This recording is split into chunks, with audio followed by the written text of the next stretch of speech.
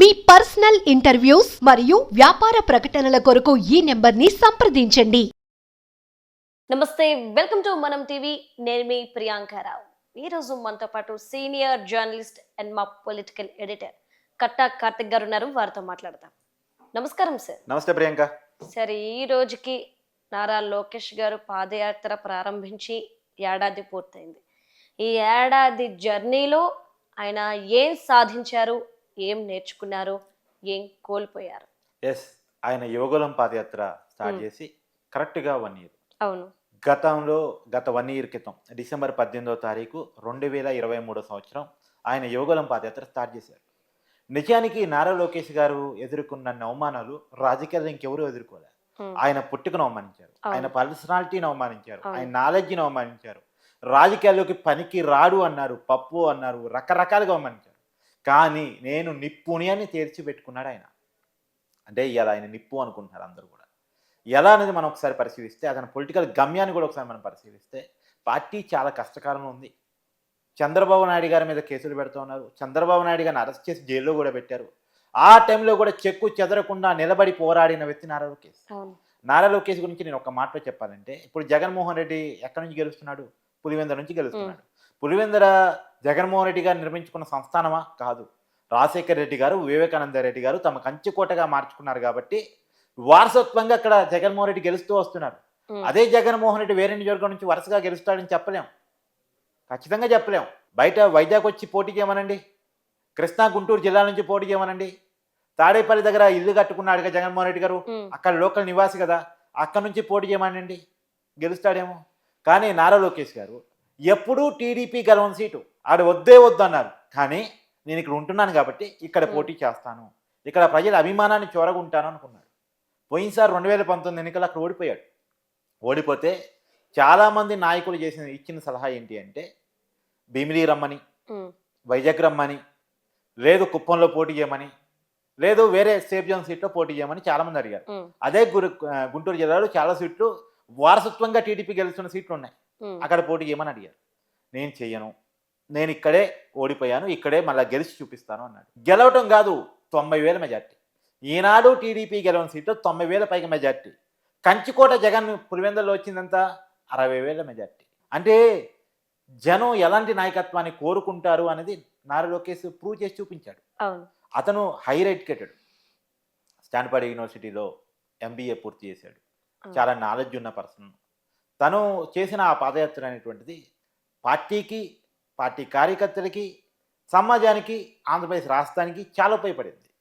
ఇవాళ వైసీపీ పడిపోయి కూటమి గెలవటంలో యువగలం పాదయాత్ర పోషించిన తీరు చాలా. ఇంకోటి ఏంటంటే, ఆయన జనంలో చాలా నేర్చుకున్నాడు, జనం నుంచి చాలా నేర్చుకున్నాడు. ఇవాళ అందుకనే ఇప్పుడు అధికారంలోకి వచ్చిన తర్వాత కూడా ప్రజా దర్బారు పెట్టి రోజు ప్రజల్ని కలుస్తున్నాడు ఆయన, రోజు అందరినీ వింటున్నాడు ఆయన. గత 5 సంవత్సరాల కాలంలో జగన్మోహన్ రెడ్డి ఎవరి మాట వినేవాడు కాదు. తాడేపల్లి ప్యాలెస్లో డోర్లు మూసుకొని కేవలం సజ్జల రామకృష్ణారెడ్డి గారు, విజయసాయి రెడ్డి గారు వీళ్ళకి మాత్రమే అపాయింట్మెంట్, ఎమ్మెల్యేలకి మంత్రులు కూడా ఉండే కావు. కానీ ఇప్పుడు సామాన్యుడు కూడా నారా లోకేష్ని కలవగలడు, నువ్వు నేనుతో సహా. ఇప్పుడు ఎవరైనా సోషల్ మీడియాలో ట్వీట్ పెడితే వెంటనే నారా లోకేష్ స్పందిస్తున్నాడు. బయట దేశాల్లో ఇబ్బందులు గురవుతున్న వాళ్ళు కూడా నారా లోకేష్ని అప్రోచ్ అయితే వెంటనే స్పందించగలుగుతున్నాడు, మానవత్వంతో మాట్లాడగలుగుతున్నాడు. ఇంకా ఏం చెప్పాలంటే, ఈ మధ్యకాలంలో నేను బాగా విన్నది, అందులో వికలాంగులు ఏదో తమ సమస్యని నారా లోకేష్తో చెప్పుకుందామంటే అపాయింట్మెంట్ దొరికే పరిస్థితి ఉండదని చెప్పేసి సోషల్ మీడియాలో నారా లోకేష్ గారిని ట్యాగ్ చేస్తూ ట్వీట్ చేస్తే వెంటనే వాళ్ళని పిలిపించుకొని మాట్లాడి వాళ్ళ సమస్యను పరిష్కరించారు. మార్క్స్ విషయంలో ఎస్, వాళ్ళకి ల్యాప్టాప్లు, వాళ్ళకి కావాల్సిన సదుపాయాలు అన్నీ ఆయన కల్పించారు. అంటే దట్ ఈజ్ నారా లోకేష్, ఒక హ్యూమానిటీ గ్రౌండ్స్. ఇదంతా పాదయాత్రలో నేర్చుకుందే, జనంతో కలివిడిగా తిరుగుతూ నేర్చుకుంది. ఆయన ఎక్కడ ఇసుకోలే, కొన్ని వేల మంది ఆయనతో సెల్ఫీలు దిగారు. ఆయన తన పాదయాత్రలో అనేక విషయాన్ని ప్రస్తావించారు. ఇప్పటికీ జగన్మోహన్ రెడ్డి కలవరిస్తుంటాడే రెడ్ బుక్ అని, ఆ పాదయాత్రలో నారా లోకేష్ పేర్కొన్న బుక్కే అది. ఎవరైతే కార్యకర్తను ఇబ్బంది పెడుతున్నారో, ప్రజలను ఇబ్బంది పెడుతున్నారో, శాంతి భద్రత సమస్యలు క్రియేట్ చేస్తున్నారో, ప్రజల నుంచి భూములు లాక్కుంటున్నారో, ఎవరైతే చట్టాన్ని దుర్వినియోగం చేస్తున్నారో వాళ్ళందరి పేర్లు నమోదు చేసుకుంటున్నాను అని చెప్పి సారో చెప్పిన మాట ఇప్పటికీ వైసీపీలో నిద్రపోవట్లేదు. ఆ మాట విని, ఆ మాట గుర్తొచ్చి చాలు బయట విదేశాలకు పారిపోయే పరిస్థితి, నిద్ర లేని రాత్రులు గడుపుతున్న పరిస్థితి. ఇవాళ మీరు జగన్ ఏమన్నా ప్రశాంతంగా నిద్రపోతున్నాడు అనుకుంటున్నారా? రెడ్ బుక్లో నా పేజీ నెంబర్ ఎంత, నా నెంబర్ ఎంత అని చెప్పేసి ఆలోచిస్తూ నిద్రలేని రాత్రులు గడుపుతున్నాడు. ఒక జగన్మోహన్ రెడ్డి కాదు, ఆయన కోటరీ కూడా కొడా నాని కావచ్చు, వల్లభనేని వంశీ కావచ్చు, పేరి నాని కావచ్చు, ద్వారంపూడి కావచ్చు, పెద్దిరెడ్డి కావచ్చు, ఉమ్, ఎవరైనా సరే ఉమ్, వాళ్ళ నెంబర్లు ఎక్కడ ఉన్నాయి అని చెప్పేసి వెతుక్కుంటున్న పరిస్థితులు వాళ్ళు పడ్డారు. That is Nara Lokesh. ఈ రాజకీయాలు సరే నారా లోకేష్ గొప్పతనం ఇవన్నీ పక్కన పెట్టారు. ఉమ్, పాలకుడిగా మంత్రిగా నారా లోకేష్ ఏంటి, ఇది కూడా చర్చిద్దాం. అవును. ఇప్పుడు మొన్న అమెరికా వచ్చాడు, అవును. ఎవరెవరితో భేటీ అయ్యాడు?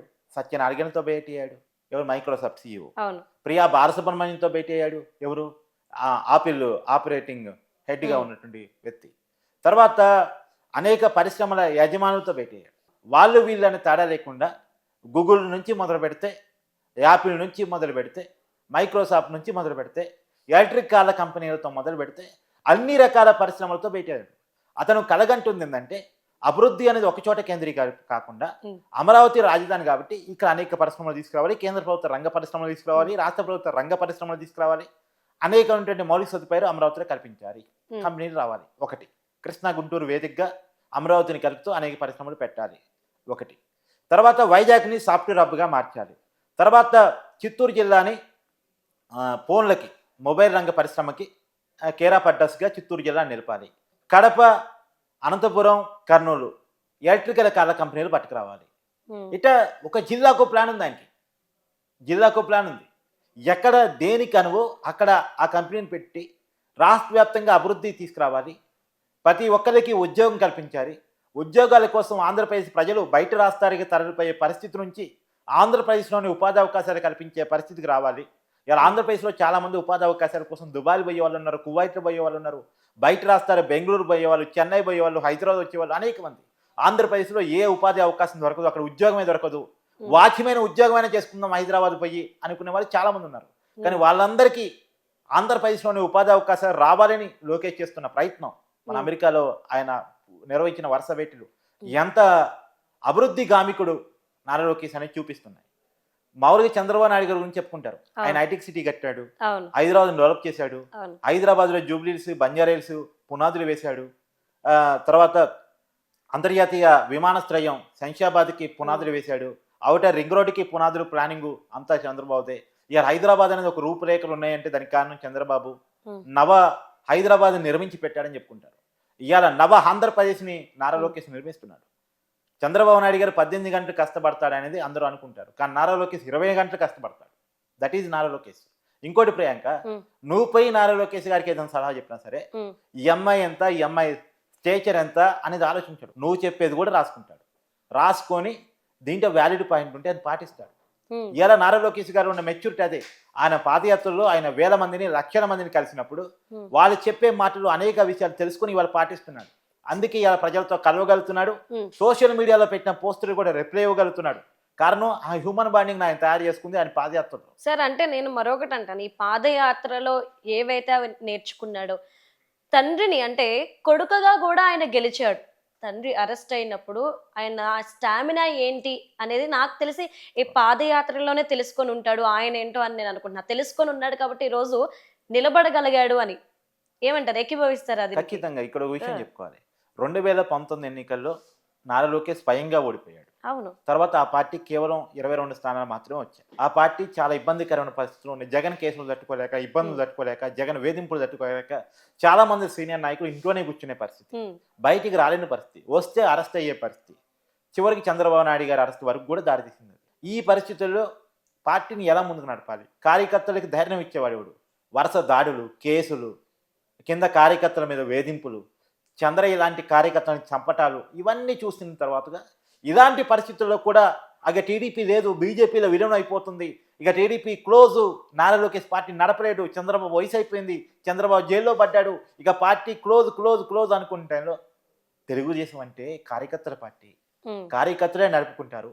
దిశానిర్దేశం చేసే నాయకుడు ఉంటే చాలు అని చెప్పేసి నారా లోకేష్ దిశానిర్దేశం చేసే నాయకుడిగా తయారై ఎమర్జై కార్యకర్తలకి హితబోధ చేసి ధైర్యం నింపి ముందుకెళ్ళి ఘాటైన వాక్యాలతోటి తన అడుగులతోటి చేసిన యువగలం, ఆ యువగలం ఎంత సక్సెస్ అయిందంటే ఆ యువగలాన్ని చూసి ఆనాటి పాలకులైనటువంటి జగన్మోహన్ రెడ్డి గారు భయపడి ఆయన్ని అడ్డుకోవడానికి చాలా ప్రయత్నాలు చేశాడు. చాలా అంటే చాలా చేశాడు, కానీ ఎక్కడా ఆగలేదు. రాజ్యాంగాన్ని పట్టుకొని నాకు రాజ్యాంగం ఇచ్చిన హక్కు, అంబేద్కర్ కల్పించినటువంటి హక్కు, నేను నడవగలిగే హక్కు ఉంది, నేను ప్రజల్ని కలుస్తాను, నడిచే తీరుతానని చెప్పేసి ముందుకెళ్ళిన తీరు అమోఘం, అద్భుతం. అదే ఇవాళ పార్టీని అధికారంలో తీసుకొచ్చింది. ఆ నారా లోకేష్ పడిన కష్టం పార్టీని అధికారంలో తీసుకురావడానికి చంద్రబాబు నాయుడు గారి కష్టం ఎంత ఉందో సహజంగా చంద్రబాబు నాయుడు గారే హైలైట్ అవుతారు. ఎందుకంటే ఎస్ ఆయన్నే నాయకుడిగా చూశారు. ఆయన అవును. 3 సార్లు ముఖ్యమంత్రిగా పనిచేశాడు, 3 సార్లు ప్రతిపక్ష నాయకుడిగా పనిచేశాడు, సుదీర్ఘకాలం రాజకీయ జీవితం ఉంది. ఆయన స్ట్రాటజీలు అధికారం తీసుకొచ్చి ఉంటాయని అందరూ అనుకుంటారు. ఆయన పడిన కష్టం ఎంత ఉందో అంతకంటే ఎక్కువ నారా లోకేష్ కష్టం ఉంది. కాకపోతే ఏదో అంటారు కదా, పెద్ద చెట్టు ముందు మర్రి చెట్టు ముందు చిన్న మొక్కలు కనపడవు అని చెప్పేసి ఆయన ముందుగా ఉన్నాడు కాబట్టి ఈ కనపడితే అంత తేడా. ఆ నారా లోకేష్ పడిన కష్టం అమ్మోగా అద్భుతం. అవును. వాస్తవానికి ఆయన ఎన్నో నేర్చుకున్నాడు కాబట్టి ఈ రోజు ఆయన గురించి మాట్లాడుకోవాల్సిన రోజు వచ్చింది.